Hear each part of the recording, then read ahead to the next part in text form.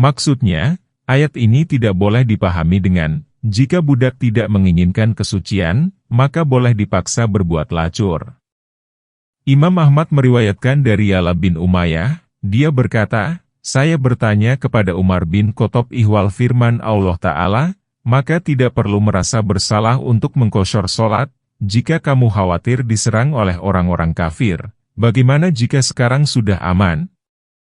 Maka Umar berkata kepadaku, saya pun mempunyai rasa penasaran seperti yang kamu alami. Maka saya menanyakan hal itu kepada Rasulullah dan beliau bersabda, sholat kosyor merupakan sedekah yang diberikan Allah kepadamu, maka terimalah sedekahnya. Demikian pula keterangan yang diriwayatkan oleh Muslim dan para penyusun sunan. Tirmidzi mengatakan bahwa hadis itu hasan dan sahih. Ali bin Al-Mudini berkata, ini adalah hadis hasan dan sahih dari penuturan Umar, dan tuturan itu hanya dari Umar saja. Sanad-sanad hadis itu dikenal. Abu Bakar bin Abi Syaibah meriwayatkan dari Ibnu Abbas, dia berkata, kami sholat 2 rakaat bersama Rasulullah di tempat antara Mekah dan Madinah, padahal kami merasa aman dan tidak merasa takut. Demikian pula bunyi hadis yang diriwayatkan oleh Nasai dan Tirmidzi. Al-Bukhari meriwayatkan dari Yahya bin Ishaq dari Anas, dia berkata, kami pergi dari Madinah ke Mekah bersama Rasulullah. Beliau sholat 2 rakaat hingga kami kembali ke Madinah. Saya bertanya, berapa hari engkau tinggal di Mekah? Beliau menjawab, kami tinggal selama 10 hari. Demikian pula hadis yang diriwayatkan dari ahli hadis lainnya yang diterima dari Yahya bin Ishaq al-Hadrami. Al-Bukhari meriwayatkan dari Haritsah bin Wahab, dia berkata, Rasulullah sholat bersama kami di Mina sebanyak 2 rakaat, padahal dalam situasi aman. Al-Bukhari meriwayatkan dari Abdullah bin Umar, dia berkata, kami pernah sholat 2 rakaat bersama Nabi, Abu Bakar, Umar, dan Utsman. Tetapi ketika Utsman baru menjabat kepala pemerintahan, dia sholat secara sempurna, tidak dikosyor. Demikian pula hadis yang diriwayatkan oleh Muslim. Saya kira, perbuatan Utsman itu beralasan karena dia menikah di Mina dan dia menganggap dirinya akan menetap di sana sehingga dia menyempurnakan sholatnya. Hadis-hadis di atas merupakan dalil yang jelas sekaligus menunjukkan bahwa syarat dapat dilakukannya sholat kosyor ialah adanya rasa takut. Oleh karena itu, ada sejumlah ulama yang berpendapat bahwa yang dimaksud kosyor di sini ialah kosyor praktiknya bukan jumlahnya. Karena pada dasarnya jumlah sholat itu 2 rakaat, sebagaimana ditegaskan dalam hadis Aisyah, sholat itu difardukan 2 rakaat, baik ketika bepergian maupun tidak. Jumlah 2 rakaat itu tetap dalam sholat di perjalanan, dan ditambah 2 rakaat lagi pada sholat tidak sedang bepergian. Itulah pendapat Mujahid, Ad-Dahak, dan Asadi. Mereka menguatkan pendapat mereka dengan keterangan yang diriwayatkan oleh Imam Malik dari Aisyah bahwa dia berkata, sholat itu difardukan 2 rakaat, baik ketika bepergian maupun tidak. Jumlah 2 rakaat itu tetap dalam sholat di perjalanan, dan ditambah 2 rakaat lagi pada sholat tidak sedang bepergian. Hal ini menunjukkan bahwa sholat 2 rakaat dalam perjalanan merupakan azimah, artinya hukum yang ditetapkan pertama kali, bukan rukhsah, artinya hukum yang berubah kepada kemudahan dan keringan sebab adanya uzur serta tetapnya hukum asal bagi yang tidak mengalami uzur. Sebagian ulama mengatakan bahwa sholat kosyor merupakan sunnah muakkad.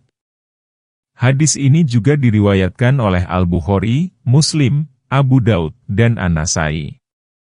Keempat pakar hadis ini menerima hadis dari Malik. Mereka berkata, jika pokok sholat dalam perjalanan itu 2 rakaat, maka bagaimanakah yang dimaksud kosyor di sini sebagai kosyor jumlah rakaat? Karena jumlah rakaat yang pokok tidak disebutkan dalam ayat, maka kamu jangan merasa bersalah untuk mengkosyor sholat. Keterangan yang lebih jelas penunjukannya daripada keterangan tadi ialah keterangan yang diriwayatkan oleh Imam Ahmad dari Umar. Dia berkata, sholat dalam perjalanan 2 rakaat, sholat duha 2 rakaat, sholat Idul Fitri 2 rakaat, sholat Jumat 2 rakaat sebagai sholat sempurna tanpa qosyur. Demikianlah disampaikan melalui lisan Muhammad. Demikian pula diriwayatkan oleh An-Nasai, Ibnu Hibban dalam sahihnya, dan Ibnu Majah yang diterima dari berbagai jalan yang sampai kepada Zubaid al-Yami. Sanad hadis ini mengikuti syarat Muslim. Yahya bin Mu'in menentang kesahihan hadis itu. Dia berkata, Abdurrahman bin Abi Layla yang meriwayatkan hadis terdahulu dari Umar sebenarnya tidak mendengar dari Umar. Namun dalam pengantar Sahih Muslim dikatakan bahwa Ibnu Abi Layla hanya menyaksikan melalui pendengaran saja dari Umar ihwal hadis tadi dan yang lainnya. Inilah yang benar insya Allah. Apalagi hadis ini telah diriwayatkan hingga sampai kepada Umar dengan rangkaian demikian, Abdurrahman bin Abi Layla dari Ka'ab bin Ujrah dari Umar. Muslim meriwayatkan dalam sahihnya, juga Abu Daud, An-Nasai, dan Ibnu Majah dari tuturan Abu Awanah Al-Wadah dari Abdullah Al-Yashkari. Muslim memberi tambahan lafaz. An-Nasai dan Ayub bin Aid meriwayatkan dari Bakir bin Ahnas, dari Mujahid, dan dari Abdullah bin Abbas. Dia berkata, Allah Ta'ala mewajibkan sholat melalui lisan Nabi kamu, yaitu Muhammad. Demikian, 4 rakaat ketika berada di daerah sendiri, 2 rakaat ketika bepergian, dan 1 rakaat ketika ketakutan. Jika di dalam sholat ketika tidak bepergian ada sholat qabliyah dan badiyah, maka demikian pula dalam sholat safar. Hadis itu tidak menentang hadis yang dikemukakan Aisyah tadi, justru sejalan dalam hal sholat ketika bepergian itu 2 rakaat dan sebagai jumlah yang sempurna, tidak dikosyur, sebagaimana hal itu dijelaskan oleh hadis dari Umar. Jadi, yang dimaksud oleh firman Allah, janganlah kamu merasa bersalah untuk mengkosyur sholat, ialah mengkosyur caranya, seperti halnya dalam sholat ketakutan. Oleh karena itu, Allah berfirman, jika kamu merasa takut diganggu oleh orang-orang kafir. Dan karenanya, setelah ayat itu Allah berfirman, dan apabila kamu berada di tengah-tengah mereka, maka hendaklah mendirikan sholat bersama mereka. Maka jelaslah tujuan qosyur dalam ayat ini. Allah menuturkan sifat dan kaifiatnya, artinya adalah keadaan menurut sifatnya, sifat, tabiat, yang asli, cara yang khusus, baik. Oleh karena itu, tatkala Al-Bukhari hendak mengawali penyusunan hadis ihwal sholat khauf, ketakutan, dia mengawalinya dengan firman Allah, jika kamu bepergian di muka bumi, maka kamu jangan merasa bersalah untuk mengkosyur sholat. Sesungguhnya Allah menyediakan bagi orang-orang yang kafir itu azab yang menghinakan. Sehubungan dengan firman Allah, maka kamu tidak boleh merasa bersalah untuk mengkosyur sholat. Zubair meriwayatkan dari A'ad-Dahak demikian, hal itu ketika berperang. Orang yang berkendaraan sholat dengan 2 takbir kemanapun dia menghadap. As-Sadi berkata, sesungguhnya apabila kamu mengerjakan sholat 2 rakaat ketika bepergian, maka sholat itu merupakan kesempurnaan peringkasan. Yang 2 rakaat itu tidak boleh dikosyur kecuali jika khawatir orang-orang kafir itu akan mengacaukanmu dalam sholat. Jadi, yang disebut kosyur itu 1 rakaat. Sehubungan dengan firman Allah, maka tidak ada kesalahan atasmu jika kamu mengkosyur sholat. Mujahid berkata, pada suatu peristiwa, Nabi dan para sahabatnya berada di Asfan, sedangkan kaum musyrik mengintai di Dajan. Kemudian Nabi bersama para sahabatnya sholat zuhur 4 rakaat, berikut ruku, sujud, dan berdirinya secara bersama-sama semuanya. Maka kaum musyrik bermaksud mengganggu barang-barang dan persenjataan mereka. Demikianlah menurut riwayat Ibnu Abi Hatim dan Ibnu Jarir, yang memilih riwayat ini. Setelah dia mengungkapkan banyak pendapat, maka dia berkata, riwayat inilah yang sahih. Ibnu Jarir meriwayatkan dari Sama'ak al-Hanafi, dia berkata, saya bertanya kepada Ibnu Umar ihwal sholat safar, maka dia berkata, 2 rakaat penuh tanpa qosyur. Qosyur hanya dikenal dalam sholat takut, khauf. Maka saya bertanya, apakah sholat takut itu? Ibnu Umar menjawab, imam sholat 1 rakaat bersama satu kelompok. Kemudian kelompok yang lain datang dan menempati tempat yang semula ditempati kelompok pertama guna menggantikan. Maka imam sholat 1 rakaat dengan kelompok kedua. Jadi, imam melakukan sholat 2 rakaat, sedangkan setiap kelompok itu melakukannya 1 rakaat. Dan jika kamu berada di tengah-tengah mereka lalu kamu akan mendirikan sholat bersama mereka, maka hendaklah satu golongan di antara mereka berdiri bersama kamu dan hendaklah mereka menyandang senjatanya. Jika mereka telah bersujud, maka hendaklah mereka pindah dari belakangmu dan hendaklah datang golongan kedua yang belum sholat untuk mendirikan sholat bersamamu. Dan hendaklah mereka bersiap siaga dan menyandang senjatanya. Orang-orang kafir berkeinginan agar kamu lengah terhadap barang-barangmu dan senjatamu, lalu mereka menyerbu kamu sekaligus. Dan tidak ada dosa atasmu meletakkan senjata-senjatamu, jika kamu mendapat kesusahan seperti hujan atau kamu memang sakit, dan bersiap siagalah kamu. Sesungguhnya Allah telah menyediakan azab yang menghinakan bagi orang-orang kafir. Ayat 102. Sholat khauf memiliki banyak jenis. Kadang-kadang musuh berada di arah kiblat dan kadang-kadang tidak pada arah itu. Sholat pun ada yang terdiri atas 4 rakaat, ada yang 3 rakaat seperti sholat maghrib, dan ada yang 2 rakaat seperti pada sholat subuh dan safar. Sholat ini ada kalanya dilakukan secara berjamaah.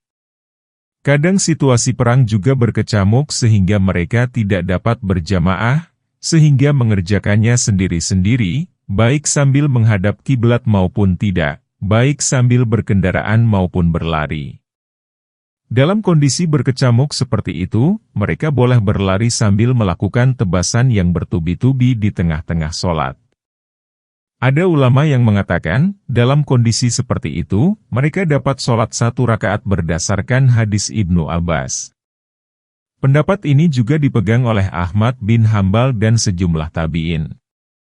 Dari Muhammad bin Nashar al-Marwazi diriwayatkan bahwa dia melihat pelaksanaan sholat subuh hanya 1 rakaat dalam keadaan takut. Pendapat ini dipegang pula oleh Ibnu Hazm. Ibnu Rahawi berpendapat bahwa dalam kondisi baku hantam, cukuplah 1 rakaat sholat dengan menggunakan isyarat. Ulama yang lain mengatakan, sholat itu cukup dengan 1 takbir. Pendapat ini pun dipegang oleh Amir Abdul Wahab bin Bahtin al-Maki. Bahkan dia berkata, jika dia tidak mampu takbir, maka cukuplah dengan niat di dalam hati. Demikianlah menurut riwayat Said bin Mansur dalam sunannya. Wallahu alam. Ada pula ulama yang membolehkan untuk mentakbirkan sholat karena alasan perang, sebagaimana Nabi mengakhirkan sholat zuhur dan asar dalam perang Ahzab. Beliau mendirikan kedua sholat itu setelah terbenam matahari. Sesudah itu, beliau sholat maghrib, kemudian sholat isya. Jumhur ulama berpendapat bahwa praktik sholat diakhirkan itu telah dinasah, artinya dibatalkan hukum, oleh adanya sholat khauf, ketakutan, karena pada saat itu ayat mengenai sholat ketakutan belum diturunkan. Setelah ayat itu diturunkan, maka dinasah, artinya dibatalkan hukum, lah praktik mengakhirkan sholat. Inilah pendapat yang benar. Firman Allah, dan jika kamu berada di tengah-tengah mereka lalu kamu hendak mendirikan sholat bersama mereka, maksudnya apabila kamu menjadi imam mereka dalam sholat ketakutan, dan kondisi perang tidak berkecamuk, maka sholat itu dikosyor menjadi 1 rakaat, seperti ditunjukkan oleh hadis, secara munfarid, berlari, berkendaraan, menghadap kiblat maupun tidak menghadap kiblat. Kemudian Allah menuturkan kondisi sholat berjamaah dan berimam dengan 1 imam.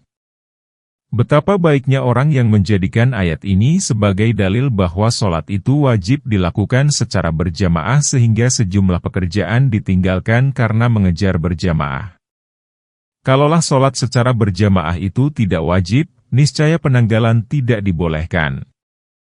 Mengenai sebab turunnya ayat ini, Ibnu Jarir meriwayatkan dari Ali, dia berkata, sekelompok orang dari Bani Najjar bertanya kepada Rasulullah, kami tengah bepergian, bagaimana caranya kami sholat? Maka Allah Azza wa Jalla menurunkan ayat, jika kamu bepergian, maka tidak ada kesalahan atasmu jika kamu mengqashar sholat. Kemudian wahyu pun terhenti setahun setelah itu, Nabi berperang, lalu beliau mendirikan sholat zuhur. Maka kaum musyrik berkata, sungguh sekarang Muhammad dan para sahabatnya membelakangi kamu, mengapa kamu tidak menyerang mereka saja? Salah seorang dari kaum musyrik berkata, sesungguhnya di belakang mereka itu ada kelompok lain yang akan menggantikannya. Ibnu Jarir berkata, maka di antara kedua sholat itu Allah menurunkan ayat, jika kamu khawatir diganggu oleh orang-orang kafir, maka diturunkanlah ayat mengenai sholat ketakutan. Redaksi hadis ini aneh sekali. Namun, sebagian redaksinya dibuktikan keberadaannya oleh hadis yang diriwayatkan Iyasi Az-Zurqa yang nama sebenarnya adalah Zaid bin Syamit. Hadis itu dikenal ada pada Imam Ahmad dan para penyusun sunan. Imam Ahmad meriwayatkan dari Ibnu Iyasi Az-Zurqa, dia berkata, kami bersama Rasulullah di Asfan. Kaum musyrik yang dipimpin oleh Khalid bin Walid, sebelum dia masuk Islam, menghadapi kami. Mereka berada di antara kami dan kiblat. Maka Rasulullah sholat zuhur bersama kami. Kaum musyrik berkata, mereka berada dalam satu kondisi yang bila kita serang, niscaya mereka terperdaya. Kemudian mereka berkata, kini, tibalah mereka pada pelaksanaan sholat yang lebih mereka cintai daripada atas anak dan diri mereka sendiri. Iyasi berkata, maka Jibril menurunkan pada saat antara zuhur dan asar ayat, jika kamu berada di tengah-tengah mereka dan kamu hendak mendirikan sholat. Iyasi berkata, maka saya menyaksikan kejadian. Lalu Rasulullah menyuruh mereka menyandang senjata. Iyasi berkata, beliau membariskan kami di belakang beliau menjadi dua baris. Iyasi berkata, kemudian beliau ruku, maka kami semua juga ruku. Kemudian beliau bangkit, dan kami semua pun bangkit. Nabi sujud bersama barisan pertama yang tepat ada di belakang beliau, sementara baris kedua menjaga orang yang di depannya. Setelah mereka yang sujud telah berdiri lagi, baris yang kedua duduk dan bersujud di tempatnya. Kemudian baris kedua maju ke tempat syaf pertama, dan syaf pertama mundur guna menempati syaf kedua. Beliau lalu ruku, maka mereka semua ruku. Kemudian beliau bangkit, mereka semua juga bangkit. Kemudian Nabi berikut syaf pertama sujud, sementara syaf kedua tetap berdiri untuk menjaga syaf pertama.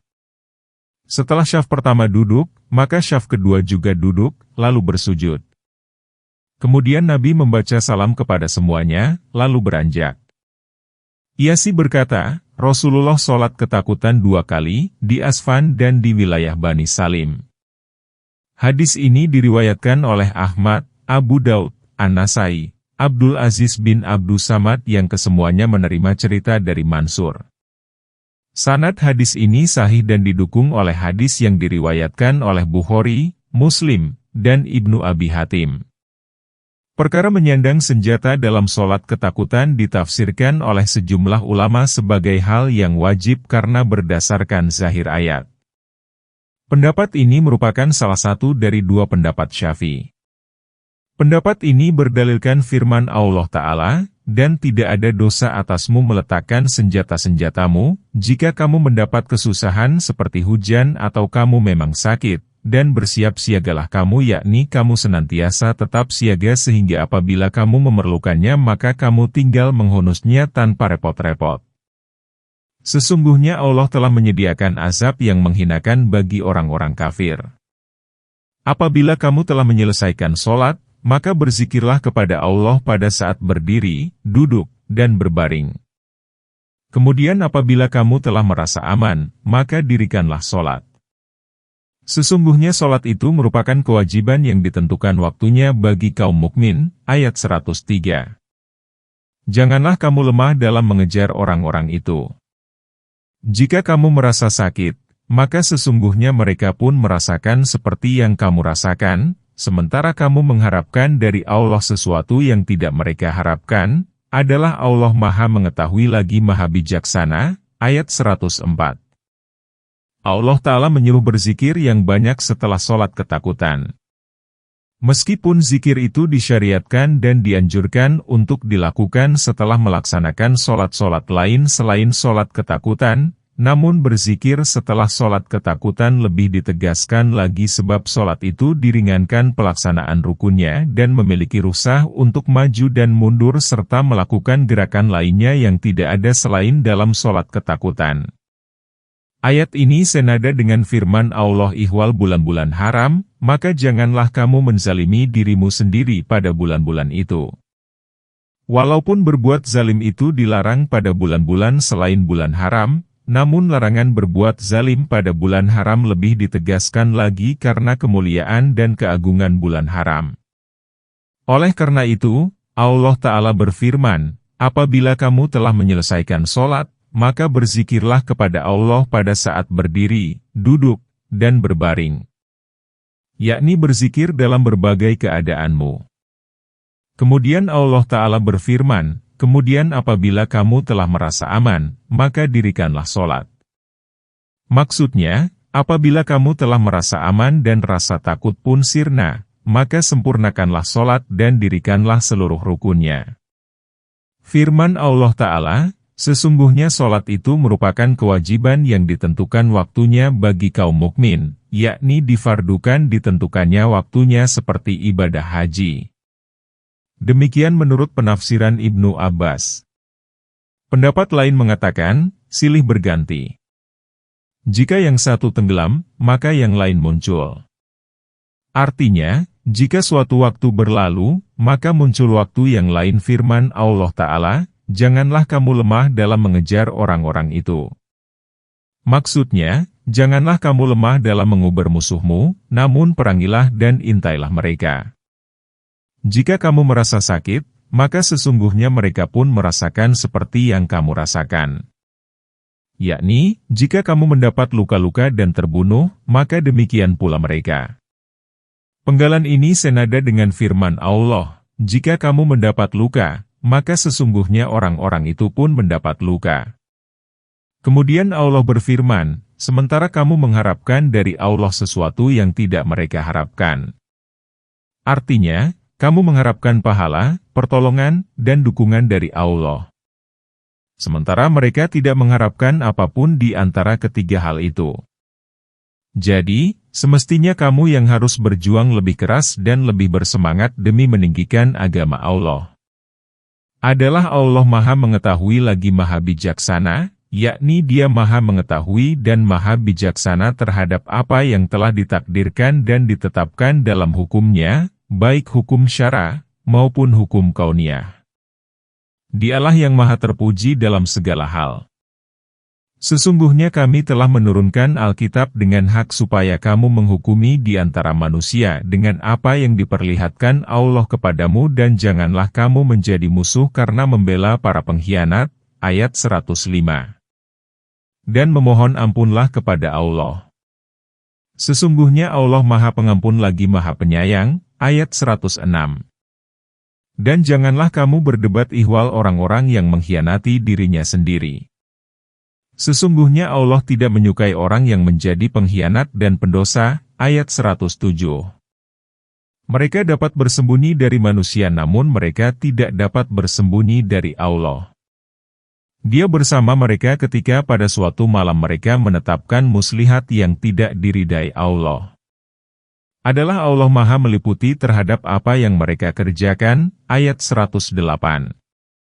Beginilah kamu sekalian adalah orang-orang yang berdebat ihwal mereka dalam kehidupan dunia. Maka siapakah yang dapat mendebat Allah guna membela mereka pada hari kiamat? Atau siapakah yang akan menjadi pelindung mereka? Ayat 109. Allah Ta'ala berfirman sambil mengkitabi Rasul-Nya, sesungguhnya kami telah menurunkan Alkitab dengan hak, yakni kitab itu merupakan kebenaran dari Allah. Berita dan tuntutan kitab pun mengandung kebenaran. Firman Allah Ta'ala, supaya kamu menghukumi di antara manusia dengan apa yang diperlihatkan Allah kepadamu. Penggalan ini dijadikan hujah oleh sebagian ulama usyul bahwa Rasulullah memiliki otoritas untuk menetapkan hukum berdasarkan ijtihad, dan karena ada keterangan yang ditegaskan dalam Sahihain, dari Ummu Salamah bahwa Rasulullah menyimak sengitnya perdebatan yang terjadi di dekat pintu kamar rumahnya. Maka beliau keluar untuk menemui mereka, lalu bersabda, "Ketahuilah, sesungguhnya aku adalah manusia biasa, namun aku memutuskan berdasarkan penjelasan yang kudengar. Boleh jadi salah seorang memuara kamu lebih pandai mengutarakan alasannya daripada alasan yang lainnya sehingga aku memenangkan perkaranya. Barang siapa yang ku menangkan perkaranya dengan mengambil hak seorang muslim, maka kemenangan itu merupakan sepotong bara api neraka. Maka dia dapat mengambilnya atau meninggalkannya." Hadis Bukhari dan Muslim. Imam Ahmad meriwayatkan hadis yang kurang lebih demikian. Abu Daud menambah keterangan Ahmad dengan, "Sesungguhnya aku memutuskan di antara kamu berdua menurut pandanganku mengenai perkara yang keputusannya tidak diturunkan kepadaku." Ibnu Mardawih meriwayatkan dari jalur Al-Aufi, dari Ibnu Abbas, "Sesungguhnya segolongan kaum Ansyar berperang bersama Nabi dalam salah satu peperangan. Tiba-tiba baju besi salah seorang di antara mereka dicuri.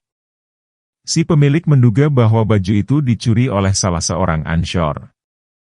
Maka pemilik baju besi datang kepada Rasulullah dan berkata, 'Sesungguhnya Tumah bin Abirak telah mencuri baju besiku.'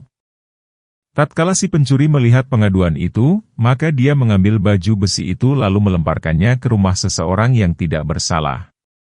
Si pencuri berkata kepada kelompoknya, 'Saya kehilangan baju besi, lalu saya menemukannya di rumah si Fulan dan ia akan ditemukan di sana.' Maka mereka pun pergi kepada Nabi seraya berkata, 'Hai Nabi Allah, sahabat kami itu tidak berdosa. Yang memiliki baju besi itu si Fulan. Kami betul-betul mengetahuinya.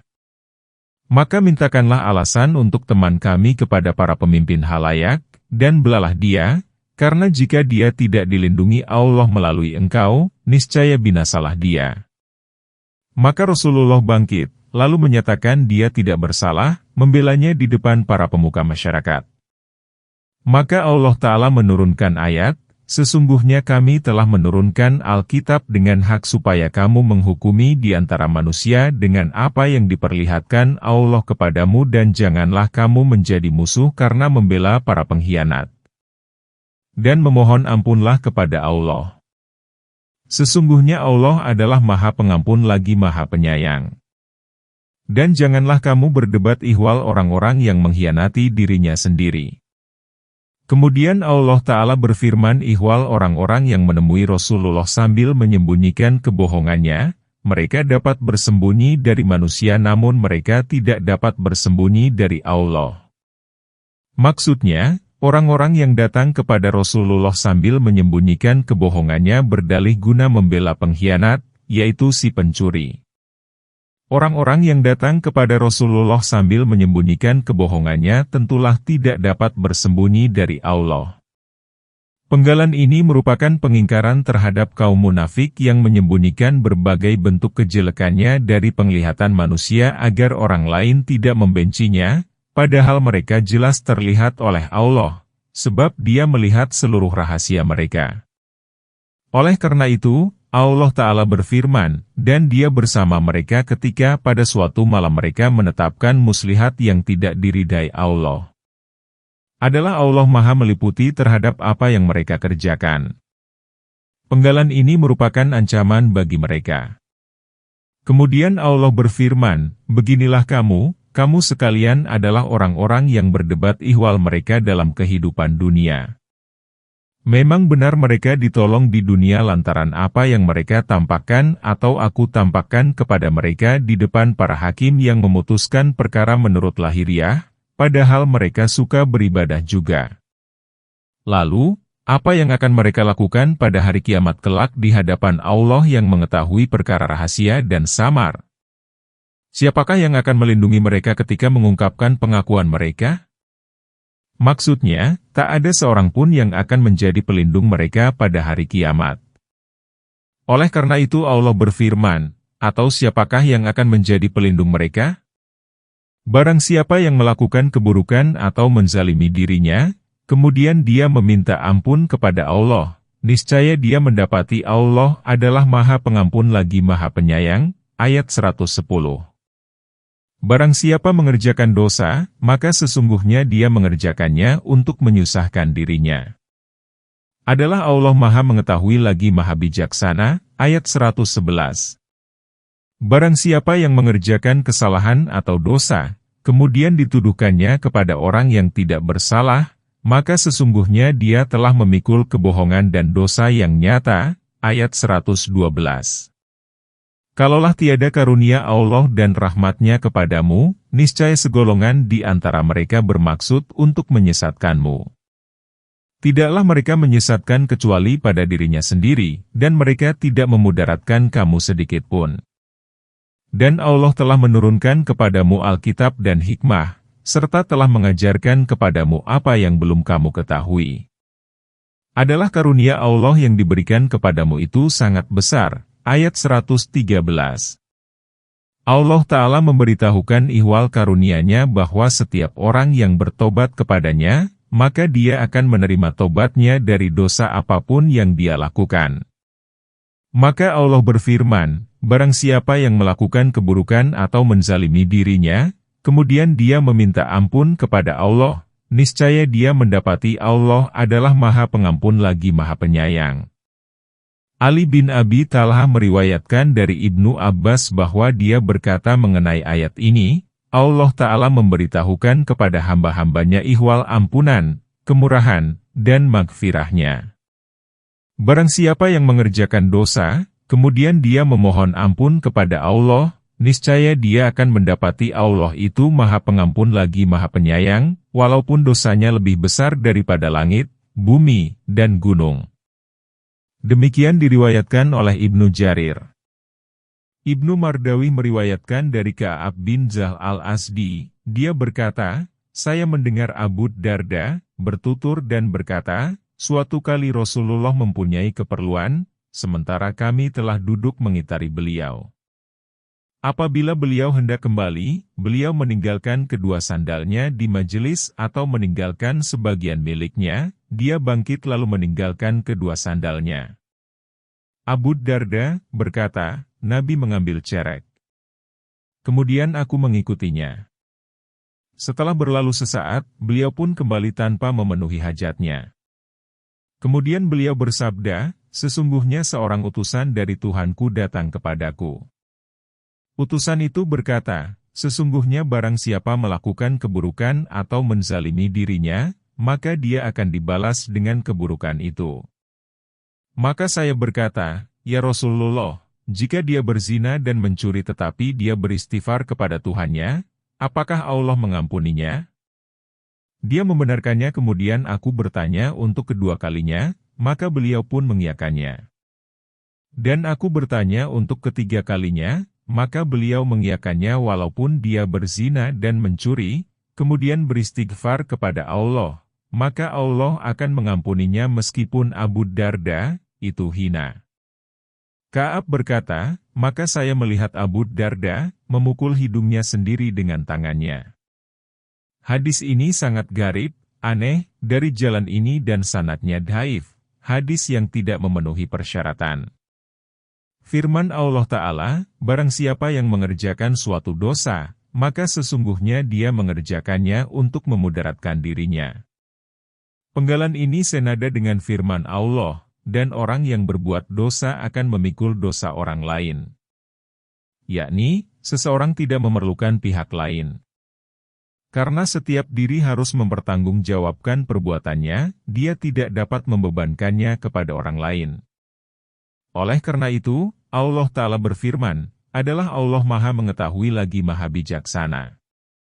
Yakni, ketentuan itu merupakan bagian dari pengetahuan, hikmah, keadilan, dan rahmat-Nya. Kemudian Allah Ta'ala berfirman, barang siapa yang mengerjakan kesalahan atau dosa, kemudian dituduhkannya kepada orang yang tidak bersalah, sebagaimana yang dilakukan oleh Bani Abrik, melalui perbuatannya yang busuk, terhadap seorang yang saleh, yaitu Labid bin Salah sebagai seorang yang tidak bersalah, dan merekalah yang zalim dan pengkhianat. Sebagaimana hal itu diperlihatkan oleh Allah kepada Rasul-Nya. Kemudian celaan ini diberlakukan baik bagi Bani Ubairik maupun manusia lain yang memiliki sifat seperti mereka dan melakukan kesalahan seperti kesalahan mereka. Jika demikian, maka baginya siksa seperti yang ditimpakan kepada Bani Abrik. Firman Allah Ta'ala, kalaulah tiada karunia Allah dan rahmat-Nya kepadamu, niscaya segolongan di antara mereka bermaksud untuk menyesatkanmu. Tidaklah mereka menyesatkan kecuali pada dirinya sendiri, dan mereka tidak memudaratkan kamu sedikitpun. Imam Ibnu Abi Hatim meriwayatkan dari Qatadah Al-Ansyori. Kemudian dia menuturkan kisah Bani Ubairik. Lalu Allah menurunkan ayat, niscaya segolongan di antara mereka bermaksud menyesatkanmu. Tidaklah mereka menyesatkan kecuali pada dirinya sendiri, dan mereka tidak memudaratkan kamu sedikitpun. Mereka adalah Asid bin Urwah dan kawan-kawannya.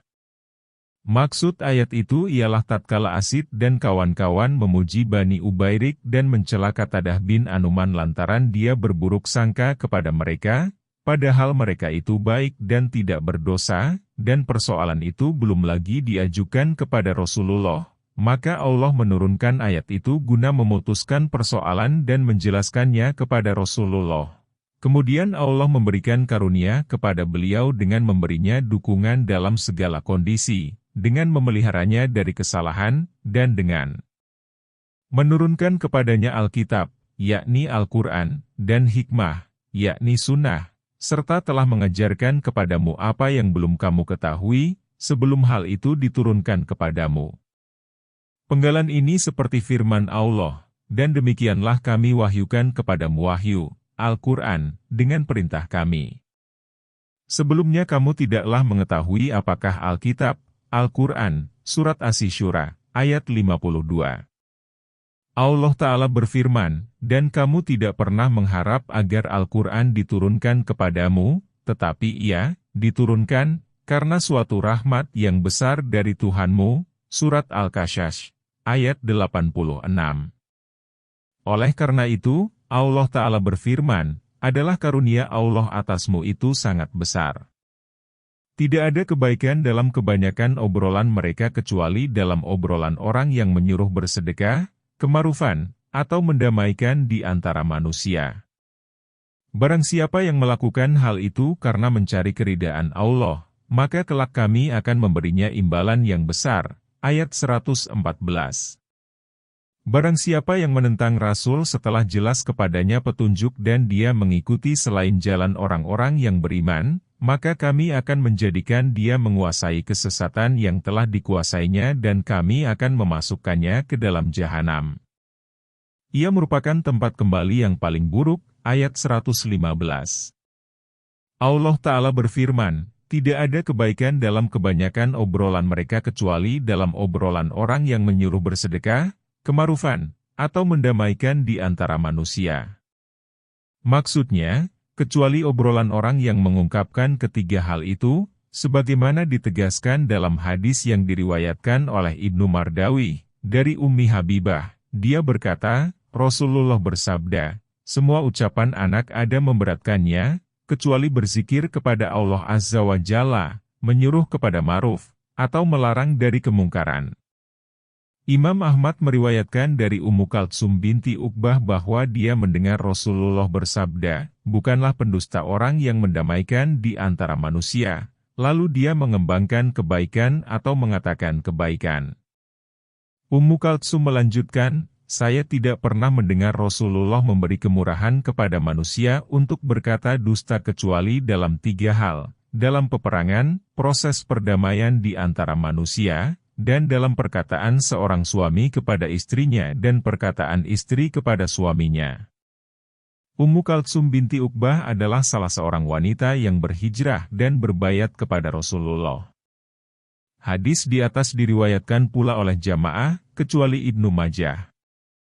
Imam Ahmad meriwayatkan bersabda, dari Abu Darda, dia berkata, Rasulullah, sukakah kalian ku beritahukan suatu hal yang lebih utama daripada derajat ibadah syaum, sholat, dan sedekah.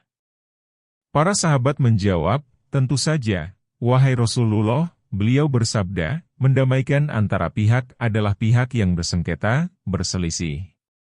Beliau melanjutkan, persengketaan antara dua pihak adalah pemangkas, hadis Ahmad, Abu Daud, Tirmizi. Hadis ini diriwayatkan pula oleh Abu Daud dan Tirmizi. Menurut Hasan, hadis sahih. Firman Allah Ta'ala, barang siapa yang melakukan hal itu karena mencari keridaan Allah, yakni dengan ikhlas dan karena Allah, maka kelak kami akan memberinya imbalan yang besar, yakni pahala yang besar dan luas. Firman Allah Ta'ala, barang siapa yang menentang Rasul setelah jelas kepadanya petunjuk, yakni, barang siapa yang menempuh selain jalan syariat yang dibawa oleh Rasulullah, maka dia berada pada satu sisi, sedangkan syariat berada pada sisi lain.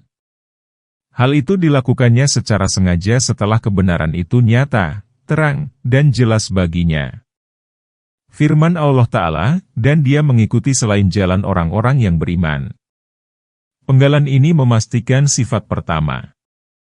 Namun, penentangan itu terkadang dilakukan terhadap nas syari, dan kadang-kadang terhadap sesuatu yang telah disepakati kebenarannya oleh umat Muhammad. Dan kesepakatan itu telah diketahuinya dengan jelas dan kesepakatan itu menjamin terpeliharanya mereka dari kesalahan sebagai penghargaan bagi umat Muhammad dan Nabi mereka. Terdapat banyak hadis mengenai hal itu. Ada sebagian ulama yang mengklaim kemutawatiran makna hadis-hadis itu. Imam Syafi'i rahimahullah merupakan ulama yang menjadi rujukan ihwal keberadaan ijma' dapat dijadikan sebagai alasan. Menyalahi ijma' diharamkan oleh ayat yang mulia ini.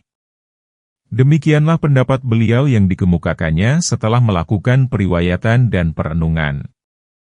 Pendapat itu merupakan penarikan kesimpulan dari ayat ini yang sangat baik dan solid.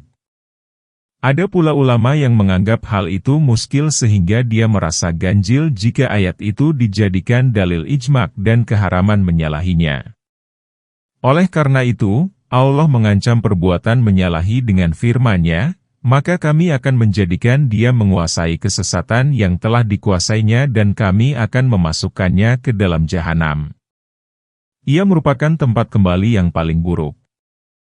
Yakni, jika dia menempuh selain jalan kaum mukmin, maka kami akan membalas perilakunya itu dengan menjadikan penempuhan itu sebagai hal yang dianggapnya baik dan indah sebagai istidraj, pengecohan, bagi penempuhnya.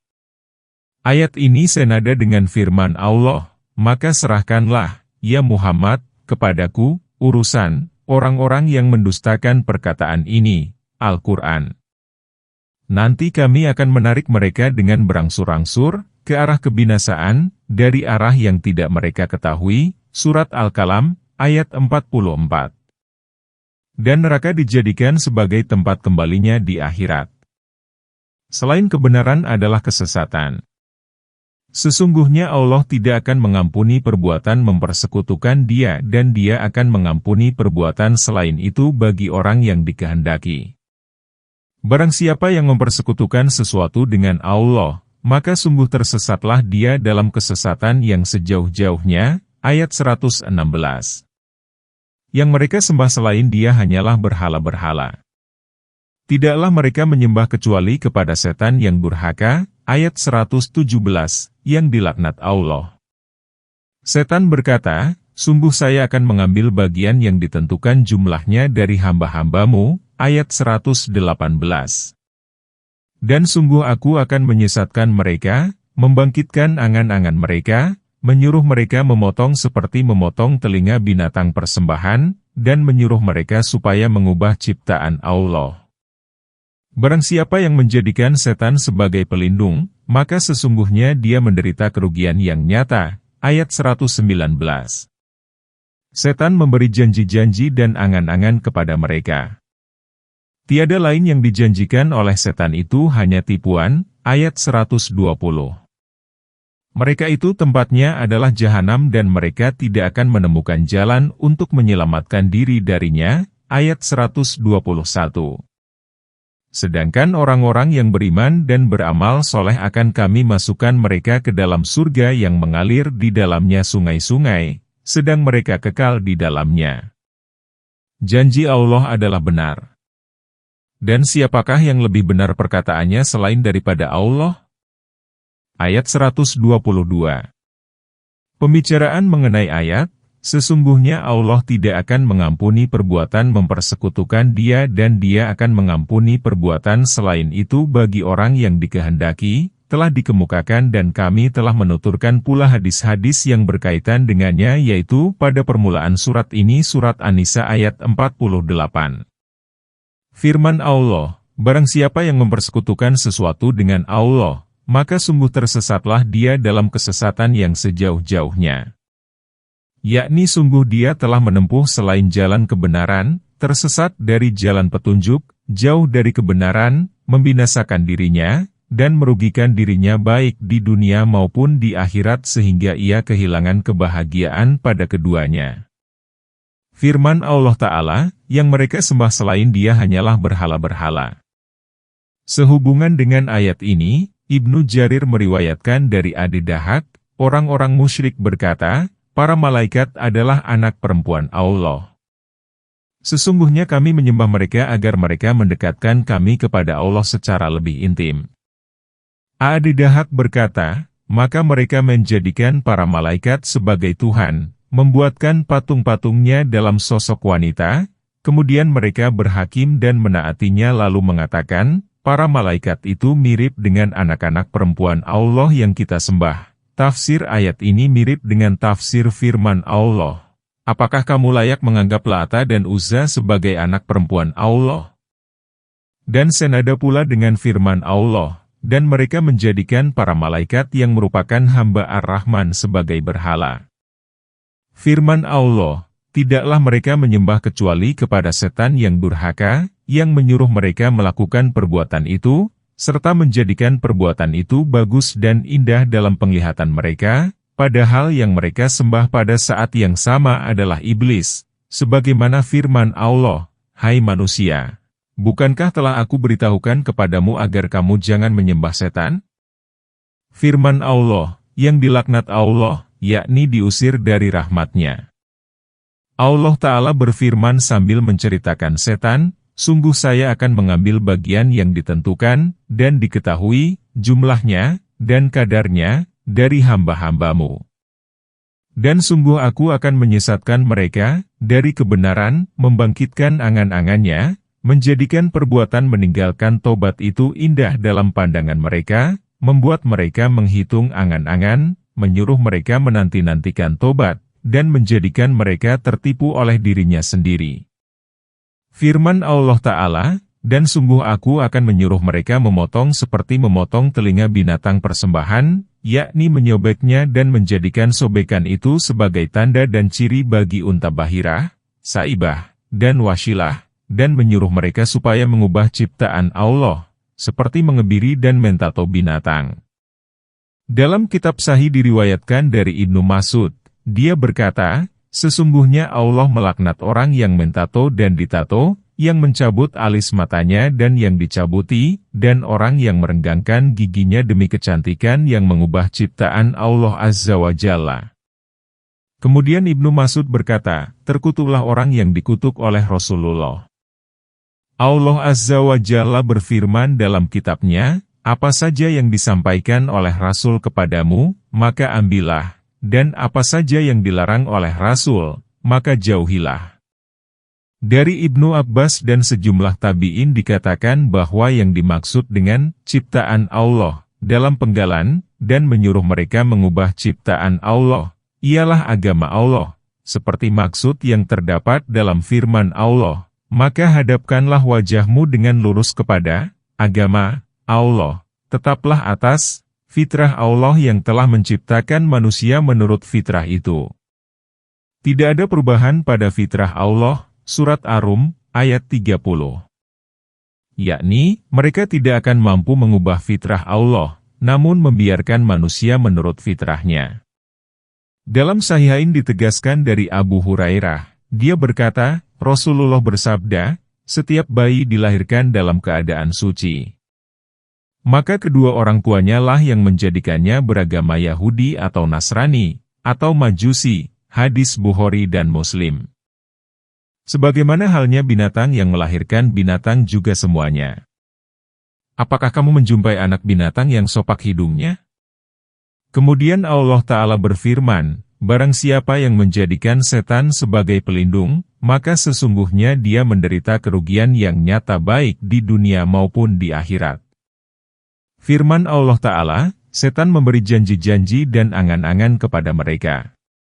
Tiada lain yang dijanjikan oleh setan itu hanya tipuan, ini seperti firman-Nya yang lain, yaitu, dan berkatalah setan tatkala perkara, hisab, telah diselesaikan, sesungguhnya Allah telah menjanjikan kepadamu janji yang benar, dan aku pun telah menjanjikan kepadamu, namun aku menyalahinya. Sekali-kali tidak ada kekuasaan bagiku terhadapmu, Surat Ibrahim ayat 22.